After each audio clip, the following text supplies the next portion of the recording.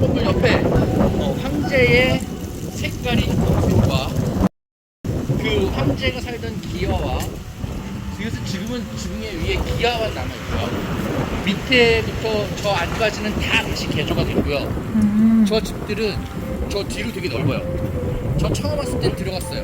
그 당시에는 아동도서관으로 사용되던 곳입니다. 그런데 저기 청나라 수도가 옮겨지고 난 다음에 나중에 만주족이 생기면서 뭘로 저걸 사용이 됐었냐면 일본인들이 저기를 폄하하기 위해 저기를 만주 철도국으로 사용을 했어요. 그래서 개조는 그대로 하면서 사용을 했죠. 그래서 지금도 가서 보면 만주 철도국에 대한 설명들이 밑에 나와 있습니다. 그러다가 일본이 패망하고 버려져 있던 건물을 아동도서관으로 만들었었어요. 잠깐 들어가서 밑에 써 있는 설명 보셔도 돼요. 어떤 그 소현세자의 어떤 그런 흔적은 하나도 없는 거죠. 지금만 남아있습니다. 그래서 여기 이 일대가 다 조선인들이 살던 지역. 그렇겠네. 예전에 낡아서 붕괴될 위험이 있어서 저기 하다가 이렇게 만주 줄턴 만철 봉천, 이게 봉천이 저기거든요. 예전 심양에 있는 그 공사로 쓰였다는 이야기. 까지만 해도 전 이 안에 들어가 봤어요. 그리고 이 뒤로도 되게 넓어요. 10년 아동 도서관이. 네, 이게 아동 도서관으로 쓰였던 곳이에요. 되게 넓어요. 근데 지금은 닫아놓고 붕괴 위험이 있고 수리가 안 돼서 이렇게 돼 있습니다. 어떻게 됐냐면 역사학자들이 확인을 했는데 당시 청나라 때의 지도와 지금의 지도를 비교합니다. 그래서 확인된 장소예요. 근데 여기는 소현세자랑 그런 달라붙어 전혀 아무것도 남은 게 없어요. 저 문에 달려있는 황금색 둥그란 구슬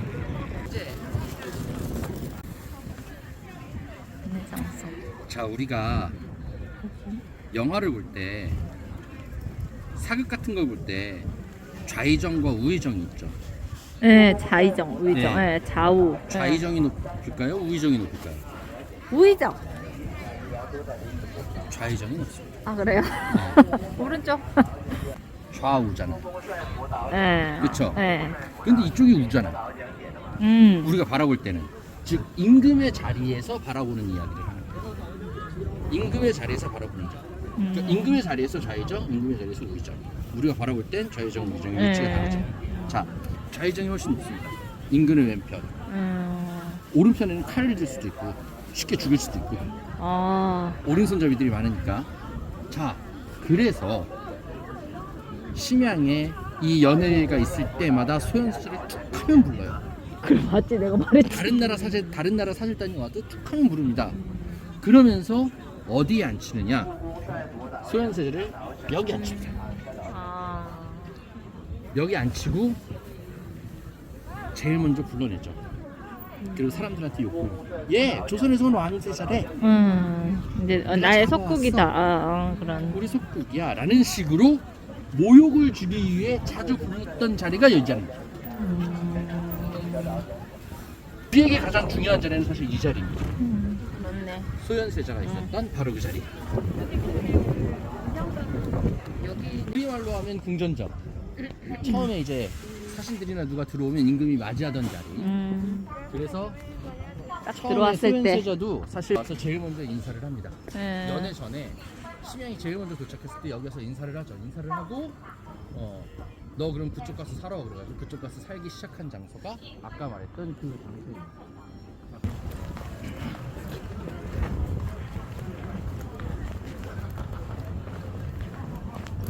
자, 여기가 여기가 이제 팔기군이 모여서 훈련하던 장소이기도 하고요. 연회를 베풀던 연회장이기도 합니다. 그런데 뭐 여기 포나 이런 것들은 그때 있던 거 자랑스럽게 그냥 전시는 것 뿐이고요. 그때 사용했던 것들. 그런데 우리에게 중요한 건 사실 대전전이 아니라 여기 여기 이쪽 다리다. 원래는 이 자리도 신하들이 있던 자리이기도 했습니다. 다. 네. 그런데 소현세자가 오면서부터 소현세자를 위해 그래도 왕세자니까 한쪽을 밀어내줘야 되는데 그럼 좌의정 자리를 해줘야 되잖아요. 왕 바로 다음. 그게 아니라 우의정 자리를 해줍니다. 즉 신하로서도 깔보는 거죠. 내 측근보다도 깔보는 거예요. 그리고 그렇게 깔보면서 이 자리에다가 이제 앉게 한 다음에 나와! 그럼 요 앞에 나오는 거예요. 나와서 절하고 또는 뭐 놀림감 당하고 괴롭힘 당하고 그러고 들어가고 딱 요 앞에 저 네모난 판때기 저기도 사실 소현세자가 계속 올라갔던 자리이기도 하죠. 굴욕을 받았던 자리. 저희 안에 보시면 왕의 의자도 있고요. 그대로 표현해놨습니다. 거기 앉아서 여기서 이제 깔보는 건데요. 지금은 추워서 그런지 문을 저렇게까지 닫아놨지만 연애를 할 때는 저 문들로 다 개방이 됩니다. 그런데 신기하게 최근엔 양쪽을 다 닫아놔서 안을 못 보게 만들어놨어요. 그래요.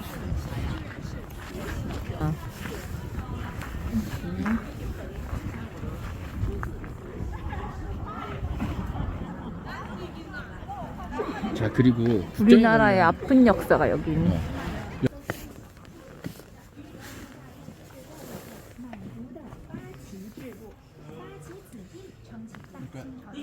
이 왕자도 그대로 두고 떠나기는 했는데요. 그래서 이 왕자가 그 누르하치가 세운 왕자는 아니고 홍타이지가 확실하게 보수해서 세운 왕자입니다. 멋지네. 홍타이지 때부터 여기에서 살다가요. 고르곤이 세 번째 왕인데 고르곤이 북경을 점령을 하죠. 홍타이지가 북경을 점령하려고 그렇게 노력을 했는데 못합니다. 이유가 만리장성 때문이었어요. 근데 그거를 고르곤이 해냅니다. 그 고르곤이 북경을 점령하러 쳐들어갔을 때 소현세자한테 얘기해요. 같이 가자고. 소현세자가 같이 쳐들어가죠. 그래서 소현세자가 승리합니다. 그런데 당시 홍타이지 말고 소현세자는 고르곤과 친하게 지냈어요.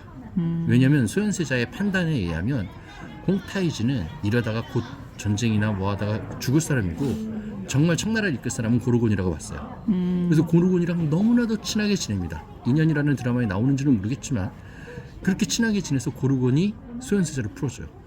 풀어달라 얘기를 하는데 절대 안 풀어줍니다. 그런데 고르곤이 북경을 점령하고 나서 풀어주는데 그냥 풀어주는 게 아니고요.